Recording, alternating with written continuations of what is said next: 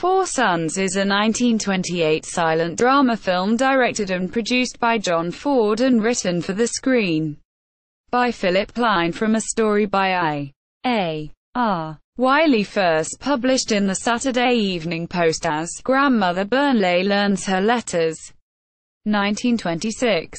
It is one of only a handful of survivors out of the more than 50 silent films that Ford directed between 1917 and 1928. It starred Margaret Mann, James Hall, and Charles Morton. The film is also notable for the presence of the young John Wayne in an uncredited role as an officer. Though silent, it was released with a Movietone music and sound effects track. A family is torn apart by the advent of World War I. It was remade in 1940 with the same title, starring Ameche and Eugenie Leontovich, and directed by Archie Mayo. Although the war was updated to World War II. Plot: Mother Bernle is a widow in Bavaria with four sons: Franz, Johann, Andreas and Joseph. Joseph receives a job offer from the United States, and he is given money to travel there by his mother. The First World War is heating up. Franz, who is already serving in the German army, is joined by first Johann and then Andreas, who is forced into the army.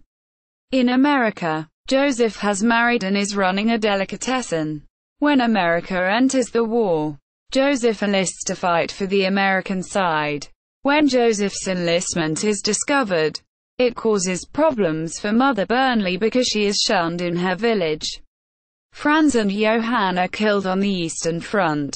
Andreas is wounded on the Western Front and dies in the arms of his brother Joseph. Preservation: The Academy Film Archive preserved Four Sons in 1999.